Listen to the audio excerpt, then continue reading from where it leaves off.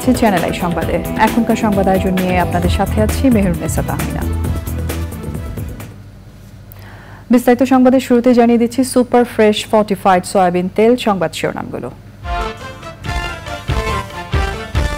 দেশের অর্থনীতি পঙ্গু করে আবারও ভিক্ষুকের জাতিতে পরিণত করতেই ধ্বংসযোগ্য বললেন প্রধানমন্ত্রী। বিচার চাইলেন দেশবাসীর কাছে। কোটা আন্দোলনে আহতদের চিকিৎসায় বৈষম্য হবে না জানালেন 14 দলের নেতারা। রাষ্ট্রদ্রোহ আইনে নাশকতাকারীদের বিচার চান রওশন এরশাদ। জমকালো আয়োজনে প্যারিসে গ্রীষ্মকালীন অলিম্পিক উদ্বোধন। সেইন নদী, আইফেল টাওয়ার ঘিরে গ্রেটেস্ট শো অন আর্থের বর্ণিল উৎসব। এবং চীনের উচ্চশিক্ষা প্রতিষ্ঠানে কৃষি ও গবেষণায় সময় উপযোগী পাঠ্যসূচি। রয়েছে বাংলাদেশি শিক্ষার্থীদের জন্য সুযোগ। সংবাদ শিরোনামগুলো জানাচ্ছিলাম। এখনকার এই সংবাদ আয়োজন একই সঙ্গে চ্যানেল আই এর ইউটিউব চ্যানেলে এবং চ্যানেল আই এর ওটিটি প্ল্যাটফর্ম আই স্ক্রিনে লাইভ স্ট্রিম হচ্ছে। এবার যাচ্ছে বিস্তারিত প্রসঙ্গে। দেশের অর্থনীতিকে পঙ্গু করে আগের মতো ভিক্ষুকের জাতিতে পরিণত করতেই দেশ জুড়ে সহিংসতা চালানো হয়েছে বলে অভিযোগ করেছেন প্রধানমন্ত্রী শেখ হাসিনা। এই ঘটনায় দেশবাসীর কাছে নাশকতাকারীদের বিচার চেয়েছেন সরকার প্রধান। সকালে রাজধানীর জাতীয় অর্থোপেডিক হাসপাতাল ও পুনর্বাসন প্রতিষ্ঠানে সাম্প্রতিক সহিংসতায় আহতদের খোঁজ খবর নিতে গিয়ে এসব কথা বলেন তিনি। পরে ক্ষতিগ্রস্ত সেতু ভবন ও দুর্যোগ ব্যবস্থাপনা অধিদপ্তর পরিদর্শন করেন প্রধানমন্ত্রী। সাদি মাহমুদের রিপোর্ট। কোটা সংস্কার আন্দোলনে সহিংসতায় আহত শত শত মানুষ বিভিন্ন হাসপাতালে চিকিৎসা নিচ্ছেন। তাদের মধ্যে কারো অবস্থা আশঙ্কাজনক, আবার কেউ হাসপাতালের বিছানায় শুয়ে যন্ত্রণায় কাতরাচ্ছেন। আহতদের দেখতে জাতীয় অর্থোপেডিক হাসপাতালে যান প্রধানমন্ত্রী শেখ হাসিনা। সেখানে আবেগাপ্লুত হয়ে পড়েন প্রধানমন্ত্রী। রোগী আর রোগীর স্বজনরাও কান্নায় ভেঙে পড়েন। কয়েকটি ওয়ার্ড ঘুরে আহতদের সাহস দেন সরকার প্রধান। চিকিৎসক ও নার্সদের সঙ্গে কথা বলেন তিনি। আহতদের যথাযথ চিকিৎসা নিশ্চিতের পাশাপাশি রোজগারের ব্যবস্থারও আশ্বাস দেন প্রধানমন্ত্রী শেখ হাসিনা। যে সমস্ত ঘটনা ঘটেছে আর যেভাবে মানুষগুলি ক্ষতিগ্রস্ত হয়েছে আর যারা মারা গেছে, আমি তাদের আত্মার মাগফিরাত কামনা করি। আর যারা এখন আহত তাদের সকলের চিকিৎসা সুষ্ঠুভাবে হচ্ছে। আমি আমাদের ডাক্তার, নার্স বা কর্মচারী সকলকে আমি আন্তরিক ধন্যবাদ জানাচ্ছি যে তারা দিন রাত অক্লান্ত পরিশ্রম করেছেন। চিকিৎসার জন্য যা যা লাগবে আমরা করে দিচ্ছি। আর যারা পা হারিয়েছে বা হাত হারিয়েছে আমরা কৃত্রিম পায়ের ব্যবস্থা করে দেব, যাতে তারা আবার সুস্থ মানুষের মতো চলতে পারে। আর এইভাবে মায়ের কোল খালি হোক এটা আমি চাই না, কারণ আমি তো বাবা মা সব হারিয়েছি। আমি তো জানি হারাবার ব্যথা কত কষ্ট। দেশের অর্থনীতিকে পঙ্গু করে দিতেই এমন সহিংসতা চালানো হয়েছে উল্লেখ করে এ ঘটনায় দেশবাসীর কাছেই নাশকতাকারীদের বিচার চাইলেন প্রধানমন্ত্রী। দেশবাসীর কাছে আমি বিচার চাই। কি অপরাধটা কি করেছি যে এইভাবে, যেখানে আমি মানুষের ভাগ্য পরিবর্তনের কাজ করে যাচ্ছি, মানুষের জীবন মান উন্নয়ন করেছি। আজকে বাংলাদেশ সেই 2008-এর বাংলাদেশ আর 2024-এর বাংলাদেশ তো এক না। বাংলাদেশের মানুষের জীবন মান তো উন্নত হয়েছে। আমাদের অর্থনীতি আজকে কত কত উপরে উঠে গিয়েছিল এবং এটা মনে হলো যে এটা আর কিছু না। এটা আমাদের অর্থনীতিকে সম্পূর্ণ পঙ্গু করে দিয়ে বাংলাদেশকে আবার ভিক্ষুকের জাতি করে দেওয়া, এটাই বোধহয় এদের পিছনে ষড়যন্ত্র। এই আন্দোলন আমি আজকে এই যে এতগুলি মানুষের জীবনের ক্ষতি হলো, এতগুলি পরিবার ক্ষতি হলো, এর দায় দায়িত্ব কাদের? পরে দুর্বৃত্তদের তাণ্ডবে ক্ষতিগ্রস্ত সেতু ভবন ও দুর্যোগ ব্যবস্থাপনা বিভাগ পরিদর্শন করেন প্রধানমন্ত্রী। সম্প্রতি দেশব্যাপী সহিংসতা চলাকালীন দুষ্কৃতকারীরা সেতু ভবনের অনেক যানবাহন ও মোটরবাইক ভাঙচুর, বিভিন্ন শেড ও কক্ষ তছনছ করে আগুন ধরিয়ে দেয়। সেতু ভবনে প্রবেশের পর অশ্রুসিক্ত চোখে এর বিভিন্ন ক্ষতিগ্রস্ত অংশ দেখে হতবাক হয়ে যান সরকার প্রধান। দুর্যোগ ব্যবস্থাপনা বিভাগ পরিদর্শনের সময় ঊর্ধ্বতন কর্মকর্তারা প্রধানমন্ত্রীকে ধ্বংসযজ্ঞের সংক্ষিপ্ত বিবরণ দেন। একই সঙ্গে এলিভেটেড এক্সপ্রেসওয়ে টোল প্লাজার ধ্বংসযজ্ঞও পরিদর্শন করেন প্রধানমন্ত্রী শেখ হাসিনা। সাদি মাহমুদ, চ্যানেল আই, ঢাকা। 14 দলের সমন্বয়ক আমির হোসেন আমু বলেছেন, কোটা আন্দোলনে আহতদের দল মত নির্বিশেষে চিকিৎসা দেয়া হবে, কোনো বৈষম্য হবে না। ঢাকা মেডিকেল কলেজ হাসপাতালে সহিংসতায় আহতদের দেখতে গিয়ে 14 দলীয় জোটের নেতারা বলেন, নাশকতায় জড়িতদের বিচারেও কোনো বৈষম্য করা হবে না। আহতদের দ্রুত আরোগ্য কামনা করে আমির হোসেন আমু বলেন, এই ধরনের সহিংসতা দেশকে পিছিয়ে দেয়।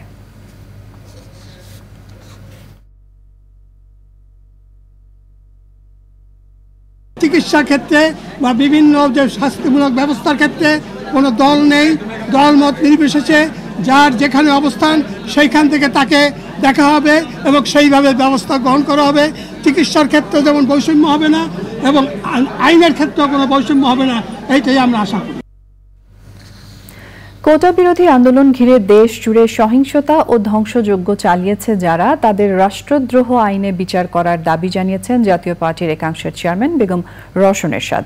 বনানীর ক্ষতিগ্রস্ত সেতু ভবন পরিদর্শন শেষে বলেন, যারা দেশের স্বাধীনতা ও সার্বভৌমত্বে বিশ্বাস করে না তারাই ধ্বংসযজ্ঞ চালিয়েছে। সহিংসতায় যারা আহত হয়েছে তাদের সুচিকিৎসা ও নিহতদের পরিবারকে উপযুক্ত ক্ষতিপূরণ দেওয়ার দাবিও জানিয়েছেন তিনি। সে সময় উপস্থিত ছিলেন জাতীয় পার্টির রওশনপন্থী মহাসচিব কাজী মোহাম্মদ মামুনুর রশিদ ও কো চেয়ারম্যান শফিকুল ইসলাম সেন্টু সহ সিনিয়র নেতারা।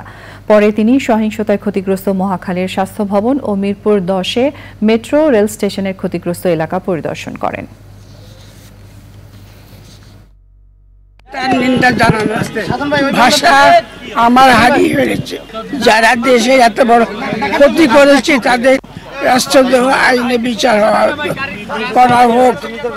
কোন দেশের নাগরিক তার দেশের সম্পদ এইভাবে ক্ষতি করতে পারে না। যারা করেছে তারা দেশের শত্রু।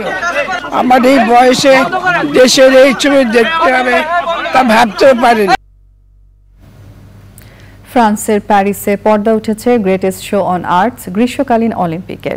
ইতিহাসে প্রথমবারের মতো অলিম্পিকের উদ্বোধন অনুষ্ঠান হয়েছে স্টেডিয়ামের বাইরে। অনুষ্ঠানে উঠে আসে ফ্রান্সের ইতিহাস, ঐতিহ্য ও সংস্কৃতি। প্যারিসের সেইন নদী এবং আইফেল টাওয়ার ঘিরে ছিল মনোমুগ্ধকর আয়োজন। নদীর তীরে বৃষ্টি স্নাত হয়ে অনুষ্ঠান উপভোগ করেন 3 লাখের বেশি দর্শক। রিয়াজ ইসলামের রিপোর্ট। গেমস ওয়াইড ওপেন স্লোগানে উদ্বোধন হলো বিশ্বের সবচেয়ে বড় এবং মর্যাদাপূর্ণ ক্রীড়া আসর অলিম্পিক গেমস 2024-এর। সিটি অফ লাভ খ্যাত ফ্রান্সের প্যারিসে অলিম্পিক ট্রেনার ও সাবেক স্প্রিন্টার মেরি হোসে প্রেককে তারা দুজন মশাল প্রজ্বলন করেন। এ সময় আইফেল টাওয়ারে হয় মনোমুগ্ধকর লাইট শো। সেলিন ডিওনের গানের মধ্য দিয়ে শেষ হয় 2024 প্যারিস অলিম্পিকের উদ্বোধনী অনুষ্ঠান।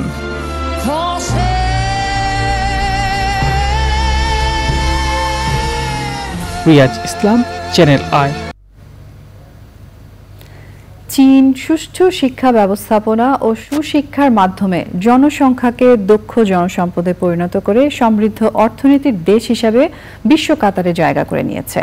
উচ্চশিক্ষা প্রতিষ্ঠান বা বিশ্ববিদ্যালয়ে কৃষি শিক্ষা ও গবেষণা নিয়ে আধুনিক ও সময়োপযোগী কারিকুলামের মাধ্যমে চীনা ভাষার পাশাপাশি ইংরেজি ভাষাতেও কোর্স পরিচালিত হচ্ছে। সেখানে বাংলাদেশি শিক্ষার্থীদের জন্য সুযোগ রয়েছে। বিস্তারিত জানাচ্ছেন শাইখ সিরাজ। শুধু পাঠ্যপুস্তক নির্ভর অনুশীলন নয়, বরং ব্যবহারিক শিক্ষাকে সমান গুরুত্ব দিয়ে চীনের শিক্ষা প্রতিষ্ঠানগুলো তাদের তরুণদের তৈরি করছে ভবিষ্যৎ নির্মাণের কারিগর হিসেবে। চীনের উহান শহরে Hubei vocational college of biotechnology শিক্ষার্থীদের দক্ষ করে তুলছে আধুনিক এবং বাস্তবসম্মত ব্যবহারিক শিক্ষা ব্যবস্থাপনার মাধ্যমে। হুবেই প্রভিন্সের এই শিক্ষা প্রতিষ্ঠানের সুনাম কিন্তু সারা চীনেই রয়েছে। এ পর্যন্ত বিশ্বের 130টি দেশ থেকে শিক্ষার্থী এবং পেশাজীবীরা এখানে কোর্স করে গেছে। আমরা সময়ের সঙ্গে সঙ্গে আমাদের কারিকুলাম আপডেট করি, যেন শিক্ষার্থীরা ভবিষ্যৎ পৃথিবীর সঙ্গে সহজেই তাল মেলাতে পারে। একই চিত্র দেখা যায় হুয়াজং কৃষি বিশ্ববিদ্যালয়, Huazhong university of science and technology সহ চীনের অন্যান্য বিশ্ববিদ্যালয়গুলোতেও। বাংলাদেশ কিন্তু আমরা সবাই exam based, theoretical exam based. আমি একটা বই পড়লাম, 10টা কোশ্চেন পড়ছি, পরীক্ষায় 5টা আসবে, আমি মার্কস পেয়ে আমি শেষ করবো। কিন্তু চায়নাতে মাস্টার্সে আমি যেটা দেখতেছি স্যার, সবকিছু কিন্তু স্যার নলেজ আর প্র্যাকটিক্যাল বেসড। আমরা যে রিসার্চ করবো ওটার জন্য এনাফ অ্যাক্সেসরিজও নাই, ইভেন আমাদের এনাফ সাপোর্টও নেই। এখানে আসলে যেহেতু ওদের অনেক ফান্ডিং আছে, আমাদের দেশে ফান্ডিং এর অসুবিধা, যে ফান্ডিং এর কারণে দেখা যায় যে ওদের রিসার্চের যত ধরনের অ্যাক্সেসরিজ লাগে, ইকুইপমেন্ট লাগে, ওদের সবকিছুই আছে। চীনের উন্নত শিক্ষা ব্যবস্থাপনায় বাংলাদেশের শিক্ষার্থীদেরও উচ্চশিক্ষা লাভের সুযোগ রয়েছে। চায়নাতে কয়েকটা স্কলারশিপ আছে, 3 ধরনের মোটামুটি আমরা বলি যে চাইনিজ গভর্নমেন্ট, লোকাল গভর্নমেন্ট এবং হচ্ছে চাইনিজ ইউনিভার্সিটি স্কলারশিপ। সো আমরা মোস্টলি ইউনিভার্সিটি এবং লোকাল গভর্নমেন্টের স্কলারশিপ নিয়ে কাজ করি। সো এগুলা স্কলারশিপের সুযোগ সুবিধা মোটামুটি গভর্নমেন্ট স্কলারশিপ সুযোগ সুবিধার মতোই। আমাদের শিক্ষা প্রতিষ্ঠানগুলোকে শুধু স্থাপনা কাঠামো উন্নয়নে সীমাবদ্ধ না রেখে সময়োপযোগী কারিকুলাম প্রণয়ন এবং ব্যবহারিক শিক্ষার প্রতি গুরুত্ব বেশি দিতে হবে। বর্তমান প্রজন্মকে আগামীর উপযোগী করে শিক্ষা ব্যবস্থার ভেতরে এনে তারা পৃথিবীর একটা নেতৃত্ব দেওয়ার চিন্তা ভাবনা ভিতরে আছে, যার প্রমাণ ইতিমধ্যেই বিশ্বব্যাপী চীন প্রমাণ করে। চীনের শিক্ষা ব্যবস্থা এতটাই উন্নত যে এই জায়গা থেকে আমাদের অনেক কিছু নেওয়া আছে। Hubei vocational college of biotechnology, Wuhan, China থেকে। এই নিয়ে বিস্তারিত প্রতিবেদন প্রচার হবে আজ রাত ৯টার সংবাদের পর হৃদয়ে মাটির মানুষ অনুষ্ঠানে। ডিজিটাল বাংলাদেশের নেপথ্য নায়ক এবং দেশে তথ্য যোগাযোগ প্রযুক্তি খাতে বিপ্লবের স্থপতি সজীব ওয়াজেদ জয়ের ৫৪তম জন্মদিন আজ। জাতির পিতা বঙ্গবন্ধু শেখ মুজিবুর রহমানের দৌহিত্র এবং প্রধানমন্ত্রী শেখ হাসিনা ও দেশের বিশিষ্ট পরমাণু বিজ্ঞানী ডক্টর এম.এ. ওয়াজেদ মিয়ার ছেলে সজীব ওয়াজেদ জয়। তিনি মুক্তিযুদ্ধ চলার সময় ১৯৭১ সালের ২৭শে জুলাই জন্মগ্রহণ করেন। বঙ্গবন্ধু শেখ মুজিবুর রহমান ও প্রধানমন্ত্রী শেখ হাসিনার স্বপ্ন বাস্তবায়ন এবং ডিজিটাল বাংলাদেশ প্রতিষ্ঠার নেপথ্য কারিগর হিসেবে কাজ করছেন পরিশ্রমী ও মেধাবী কম্পিউটার বিজ্ঞানী সজীব ওয়াজেদ জয়। জাতির পিতা বঙ্গবন্ধু শেখ মুজিবুর রহমান ১৯৭৫ সালে বেতবুনিয়ায় ভূ উপগ্রহ কেন্দ্র প্রতিষ্ঠা করেছিলেন। তারই ধারাবাহিকতায় জাতির পিতার দৌহিত্র জয় বঙ্গবন্ধু স্যাটেলাইট মহাকাশে পাঠান। বর্তমানে তথ্য প্রযুক্তি, রাজনীতি, সামাজিক, অর্থনৈতিক ও শিক্ষা বিষয়ক বিভিন্ন কর্মসূচিতে অংশ নিয়ে তথ্য প্রযুক্তির বিকাশ ও তরুণ উদ্যোক্তা তৈরিতে গুরুত্বপূর্ণ ভূমিকা পালন করে যাচ্ছেন জয়। প্রিয় দর্শক, সংবাদে এরই সঙ্গে আমরা নিয়ে নিচ্ছি একটা বিরতি।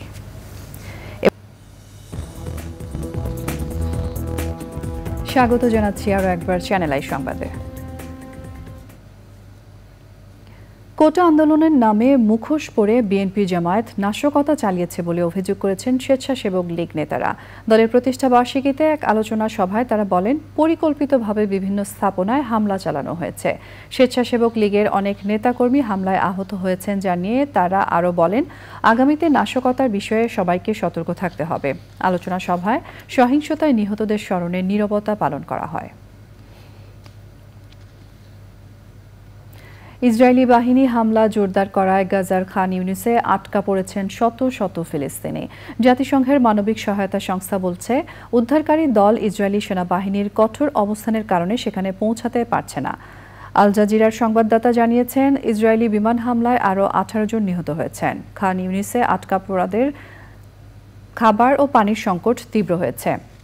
গাজায় ইসরায়েলি হামলার পর থেকে অন্তত ৩৯,১৭৫ ফিলিস্তিনি নিহত হয়েছেন। এবারে রয়েছে জয় বানানা ফাইবার মেশিন সিল্ক সিটি সংবাদ।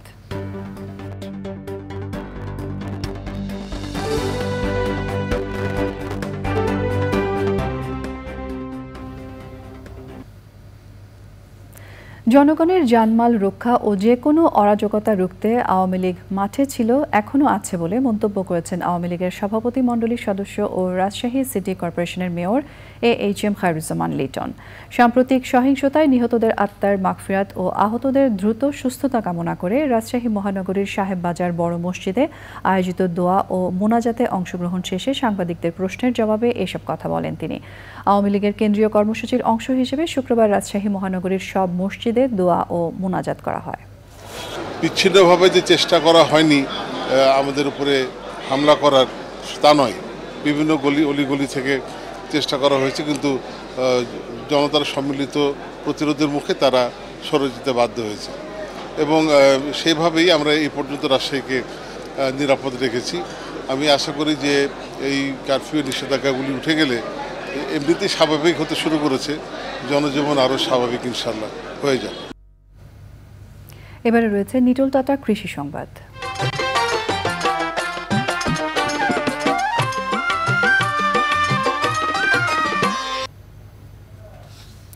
বৈরী আবহাওয়ার কারণে এবছর করলার ফলন কম হলেও কাঙ্ক্ষিত দাম পেয়ে খুশি চাষিরা। টানা অনাবৃষ্টি ও খরার কারণে করলার ফলন বিপর্যয় হয়, তবে বাজার মূল্য ক্ষতি কাটিয়ে উঠতে পারছেন বলে জানিয়েছেন কৃষক। যশোর থেকে আকরামুজ্জামানের পাঠানো তথ্য ভিডিও চিত্রে রাজীব আহমেদের রিপোর্ট। যশোরের সবজি জোন হিসেবে পরিচিত সদর উপজেলার নোঙরপুরের মাঠ। সারা বছরই বিস্তীর্ণ মাঠ জুড়ে করলা আবাদ হয়। বিশেষ মাচায় চাষ হওয়া করলার বড় একটি অংশ স্থানীয় চাহিদা মিটিয়ে পাইকারদের হাত ধরে চলে যায় রাজধানীসহ দেশের বিভিন্ন জেলায়। চাষিরা বলছেন, এবছর অনাবৃষ্টি ও খরার কারণে অধিকাংশ গাছ শুকিয়ে মরে গেছে। সেই সাথে পোকামাকড়ের প্রাদুর্ভাব, এতে ফলন ও সরবরাহ কম থাকায় দাম বেড়েছে। প্রতিমন করলা পাইকারিতে 2200 থেকে 2300 টাকায় বিক্রি হচ্ছে। তাই কিছুটা ক্ষতি পুষিয়ে নিতে পারছেন বলে জানান তারা। ফল ভালোই হয়, কিন্তু এবছর দাম বেশি ভালো বলেই ফলটা হয়েছে আর কি, মোটামুটি খুব ভালোই হয়েছে। অবস্থার খুব বাম্পার ফলন হয়েছে বটে, কিন্তু জিনিসপাতি এবং সার কীটনাশকের ওষুধের অনেক দাম, এই জন্য লাভবান একটু কম হচ্ছে। যদি সামনে বৃষ্টি না হয় তাহলে সবার আশা হবে করলা সামনে আরো বেশি আমদানি হবে এবং তারা দামও পাবে। শুরুতে খরার কারণে ফলন বিপর্যয় হলেও বৃষ্টির পর কাঙ্ক্ষিত ফলন পাওয়ায় কৃষক ক্ষতি পুষিয়ে নিতে পারবেন বলে জানিয়েছে কৃষি বিভাগ। এবার আমাদের প্রায় 400 একর জমিতে করলা চাষ হচ্ছে। করলার বর্তমান দাম খুবই ভালো, কৃষকরা এতে লাভবান হচ্ছে। তবে মাঝখানে হঠাৎ বৃষ্টির কারণে করলা গাছ একটু হলুদ হলেও আমরা আশা করছি এখনো প্রায় কৃষক 1 থেকে 3 মাস সবজি পাবে এবং কৃষক যেহেতু বাজারে দাম ভালো আছে, আশা করি কৃষক লাভবান হবে। যশোরে চলতি মৌসুমে 14,570 হেক্টর জমিতে সবজি চাষ হয়েছে। এর মধ্যে করলা চাষ হয়েছে 600 হেক্টর জমিতে। Rajib Ahmed, channel I. এবারে রয়েছে প্রকৃতি সংবাদ।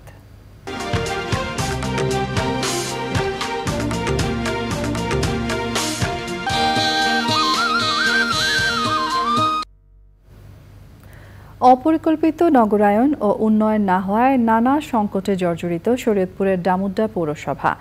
নগর সেবার মান বৃদ্ধি না হওয়ার অভিযোগ পৌরবাসীর। পর্যাপ্ত ড্রেনেজ ব্যবস্থা ও আবর্জনার ভাগাড় না থাকায় জলাবদ্ধতা ও দুর্গন্ধেও দেখা দিয়েছে স্বাস্থ্য ঝুঁকি। তবে প্রকল্পে বরাদ্দের পর শিগগিরই পদক্ষেপের আশ্বাস দিয়েছেন পৌর মেয়র। এস.এম. মুজিবুর রহমানের রিপোর্ট। 1997 সালে 7.07 বর্গ কিলোমিটার এলাকা নিয়ে গঠিত হয় ডামুড্ডা পৌরসভা। 2016 সালে পৌরসভাটি প্রথম শ্রেণীতে উন্নীত হলেও নেই নগর সেবার মান। প্রায় 25,000 জনবসতির শহরে নেই প্রয়োজনীয় ড্রেনেজ ব্যবস্থা। একদিন বৃষ্টি নামলে পানি থাকে, 5-6 দিন থাকলে পানি আমরা চলাফেরা করতে না, একাটের উপরে থাকে পানি। আমাদের এলাকায় যদি কোনো রকম একটু বেশি বৃষ্টি হয়, তাই আমরা বাড়ি থেকে জুতা পাইতে বাইরে যেতে পারি না 3 দিনের ভিতরে। এই অবস্থা থেকে আমরা মুক্তি চাই। বর্ষাকাল আসলে আমরা খুব আতঙ্কে থাকি যে এদিক দিয়ে আমাদের কলেজে যাওয়া লাগে, খুব শর্টকাট রাস্তা, তাই জন্য আমরা এদিক দিয়ে যাই, কিন্তু আমরা যাইতে পারি না অনেক পানি থাকার কারণে। জলাবদ্ধতার জন্য অপরিকল্পিত নগরায়নকেই দায়ী করছেন বিশিষ্ট জনরা। জলাবদ্ধতার অন্যতম কারণ হলো অপরিকল্পিত নগরায়ন। আমরা যদি পরিকল্পিত নগরায়ন করতে পারি তাহলে জলাবদ্ধতা নিরসন করা সম্ভব। নগর উন্নয়নে পর্যাপ্ত বরাদ্দ না থাকায় কাঙ্ক্ষিত সেবা দিতে না পারার দায় স্বীকার করলেন মেয়র। পানি নিষ্কাশনের জন্য যে ড্রেনেজ ব্যবস্থা, এগুলোর জন্য জমা দিয়েছি এবং সড়ক উন্নয়নের জন্য জমা দিয়েছি। টাকা পয়সা আসলে আমি সমস্ত কাজগুলো আমার নিজের মতো করে করব। দ্রুত সংকট সমাধান করে নাগরিক সেবার মান বৃদ্ধির দাবি পৌরবাসীর। এস.এম. Mujibur Rahman, channel I, Shariatpur. এবারে রয়েছে খেলার খবর।